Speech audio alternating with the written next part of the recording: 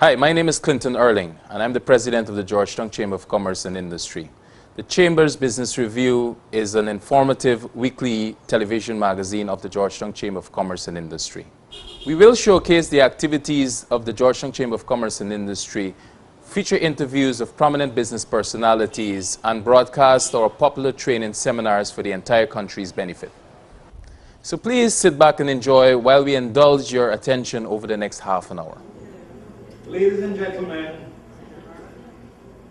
it is a pleasure to welcome you back to this fantastic program.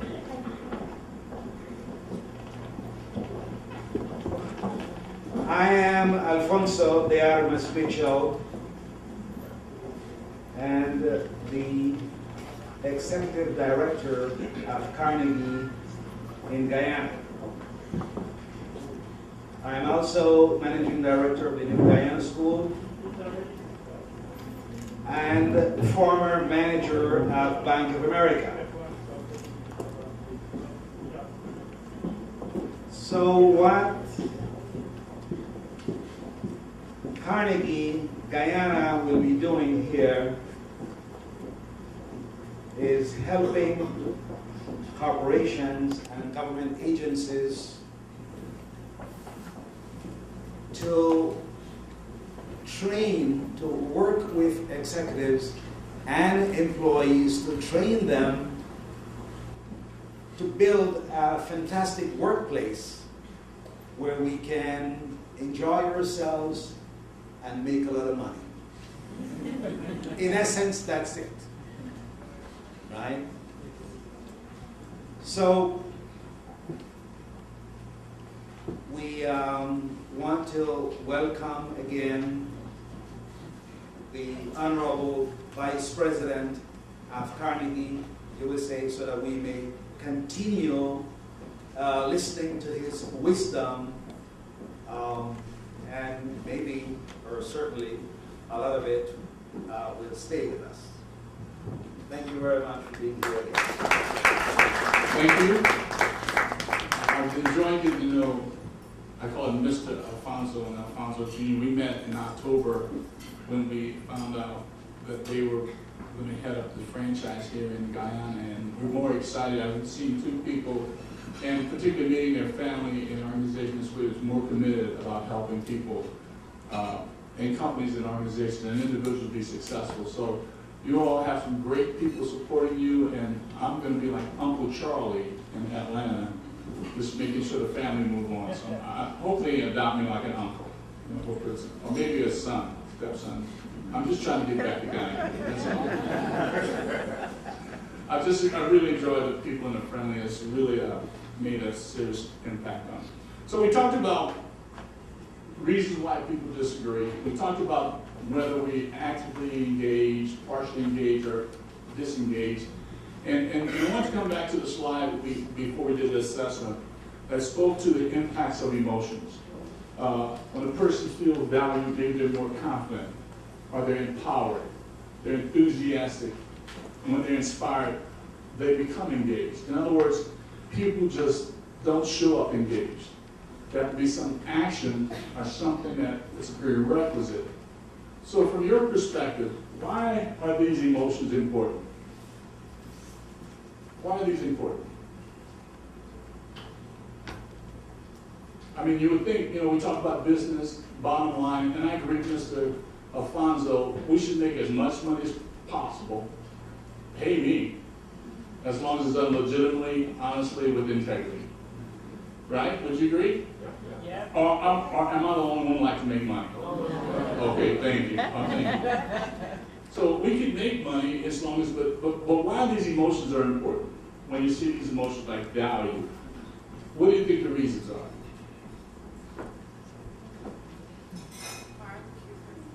I'm sorry? It's part of our makeup. It's part of our personality.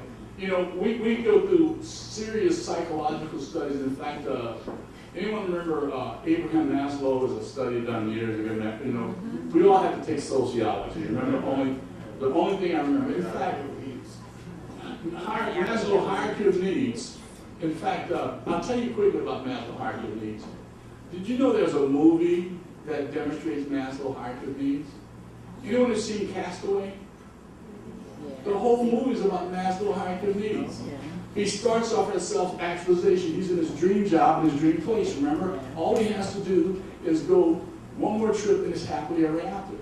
That was self-actualization. He started as self-actualization. So he takes his last trip. All of a sudden, crash, boom, bam, unfortunately. And he goes all the way from self-actualization to survival, which is the first level of Maslow's hierarchy of needs. That all our instinctive needs need to be met. And we was wondering if he was going to survive, because he had to learn how to fish, he had to learn how to start a fire, remember? I thought the movie was going to last 30 minutes and he couldn't start a fire. But 3 hours later. So after he learned how to survive, remember, he had to find self-security. He went into the cave, right? And every night he would protect himself from the storm and the winds and the waves. And so he went through the storm. So after he went through that, and he would remind himself of his fiancée with a flashlight. Everybody remember that? So he went through survival, security, then there's belonging. What did he do in the movie to create belonging? Wilson. He created this inanimate volleyball and made it a person, which says all of our needs to have a sense of belonging. The movie implies without Wilson, everybody thought he was crazy to talk to Wilson, but the movie implies that by having Wilson, Wilson kept him sane. And did you remember what happened when Wilson just flew off the raft? And he had to go out to do I save myself, save Wilson? And he's getting back on it. He goes, Wilson, Wilson. And I said, you shouldn't cry. He has a whole bunch of cousins. Where he comes from, this Nike, Ball, Spalding, a whole bunch of other cousins. So, but Wilson was close to him. And then so he didn't remember that they made him feel important. They gave him this big homecoming welcome. We found you after 5 years. They took him on shore and they fed him shrimp and fish like he didn't eat that for 5 years. I would have said, give me a nice ribeye steak. No, I'll get steak, medium rare. You know, I want some meat. Right? And so the movie ends like it begins, because it really has one final package. All right? And he delivers the final package with one of the wings. And then he delivers it. He sees his future passing with the lady passing, and the movie ends at the crossroads. He's back at, in other words, the last package was his new vision. So it tells us things about people when it comes to engagement. People need to have a vision they can follow, but more importantly, need to feel important. They need to have a sense of relationship. And when they have those things, they feel secure and they survive. So when we manage those things, it helps us realize that these emotions are important. Now, why Dale Carnegie is important, and this is the reason why Dale Carnegie is going to be your partner. Because what we have introduced to companies and people for 100 years, rules of human engagement. Rules of engagement. I'm going to have to give you really a scenario, if I will. Okay, I'm going to give you a scenario of what engagement. So first of all, let's talk about what are rules? What are rules? Rules are what? They're guidelines. They're protocol that we have. Every organization has guidelines. Every organized entity should have protocol and guidelines if it's an organized entity. In war, there's called rules of war. There's also rules for prisoner of war called Geneva Convention. For something as serious as war, there are rules. And those who don't follow rules, we call them terrorists. That's why they're terrorists, because they didn't follow the rules of protocol. They sneak attack, they do things not knowing that they follow the international rules, the guidelines, the international airspace rules. The American Embassy right there, there's rules to follow to enter and get out. Right? Now, in America, there's these two dating experts, these two female dating experts. They wrote a book called The Rules. There's rules on how young ladies should date. And they're making lots of money selling this book. Now, here's one of the rules. One of the rules in the book is, if a gentleman doesn't call you by Wednesday, don't take the date for the weekend. Now, why is that a good rule? You don't want to be your last call, right? So in other words, I understand there's some guys back there, I understand, I'm like, at least he called. But for respect's sake, you know what I'm saying? Right? But for respect's sake, call by Wednesday, I'm available for the weekend. It just helps us maintain what? Respect and honor. Right? So rules help us maintain respect and honor. Now, if you have to go, you can go. But then we follow what Dr. Phil says, is how's that working for you? And more importantly, we teach people how to treat us. So if you also always make yourself available at the last moment, they're always going to come at the last moment. So rules help us maintain proper order and respect and honor for everyone involved. So Dale Carnegie came up with the rules of human engagement. So let me give you a scenario. Your name, sir, remember the birth of your name? Guillermo. Guillermo. Guillermo, what would happen if Guillermo never met me before? All right, and I just show up in Guyana, I just show up in his neighborhood. Better yet, I just show up at the front door of his house. Uninvited, unannounced, I just go into Guillermo's house. I don't stop there. I go straight to his refrigerator and take his very last cold beverage. What are some of the options that Guillermo has at this time? Shoot me. I heard shoot me. How many people say shoot me? How many people call the police? What are you wearing? What I'm wearing. What I'm wearing. Right? You know, tie me up, get a bat, whatever. Now, would it be justified? Yes. Absolutely. Because it's called breaking and entering. I was not invited in. So, and I would never do that. They'll shoot me. Right? So he promised me he would shoot me. Okay, I'm glad to know that. So what would happen if I had a case of Guillermo's favorite beverage? He still doesn't know who I am. I walk in the house this time, uninvited, unannounced. I go to the refrigerator, I throw things out the refrigerator, I shut the casing, close the door. What are Guillermo's options? Shoot me and keep the case for his trouble. Wouldn't it be justified? Because I didn't do what? I broke the rules. I didn't follow the rules. So as leaders, here's something really important for us to understand.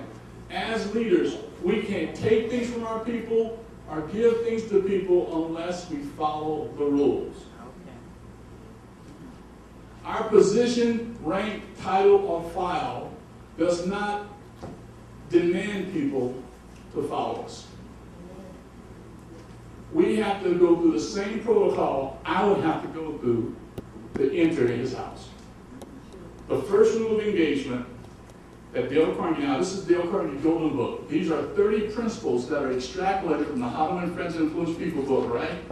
And it teaches you, and this is what the foundation of every Dale Carnegie program first, is how to make sure you manage your relationships effectively, no matter what position or rank or file you're in an organization.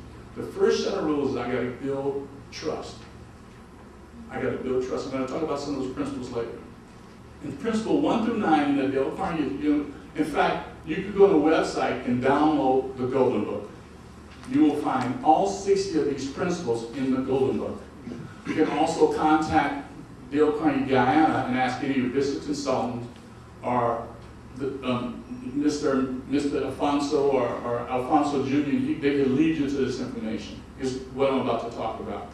So the first principle in Dale Carnegie, I'll tell it, the first principle at Dale, number one principle, is don't criticize, condemn, or complain. As a contributor, as a leader, as a participant employee, the first one is don't criticize, condemn, or complain.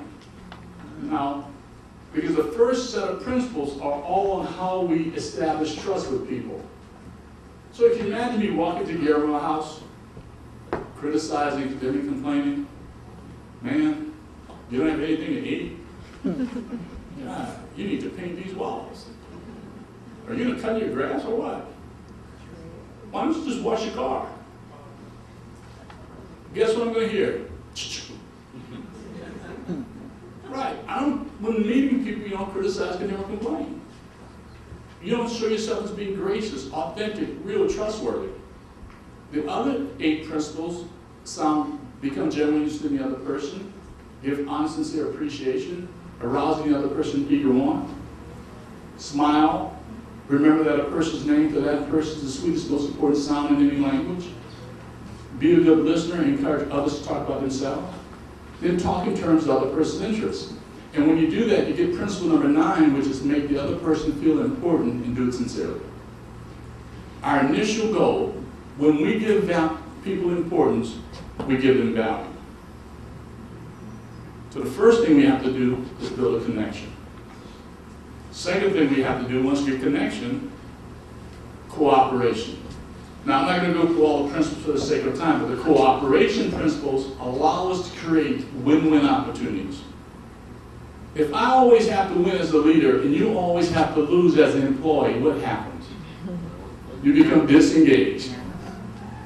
But if you always have to win as the employee and I always have to lose as the leader, the manager, guess what happens? I become disengaged. But if we could create win-win situations, it would help us be more effective together. So the second set of principles is how to create win-win situations, how to create motivation, not manipulation, how to create cooperation, don't drive compliance. Many times we think we're leading people and all we're getting from is compliance. So that's the second set of rules. The third set of rules is change. We call principle 22 through 30, be a leader. Be a leader. And 22 through 30 shows us how to change a person's attitude or behavior without causing resentment or offense. So my job as a leader is to help change a person's attitude or behavior without causing them to be resentful or offending them. As leaders, do we have to change people? Absolutely. Now, why a person's attitude or their behavior? It's very important. Why a person's attitude or behavior? Because that's the only thing they bring to work. They bring their attitude and how they behave, what they do and how they do it. Do you know that a bad attitude is a performance issue? A person with a bad attitude consistently on a job becomes a performance issue. They become an actively disengaged person. So we have to address that before it becomes a cancer to the rest of our organization. Now, principle 24, Dale Carnegie says, talk about your own mistakes before criticizing the other person. So as leaders, should we or should we not criticize people? Yes, you should. But the key is, when? After you receive trust. We like to put it this way. You don't have trust with people, you won't get access from your people. No trust, no access. Many of us are trying to change people here without connecting with them first. We connect to them by title, position, what they do. We have no idea who they are, what motivates them, and whether or not we have trust, or they trust us. In fact, would you take any advice from someone you didn't trust?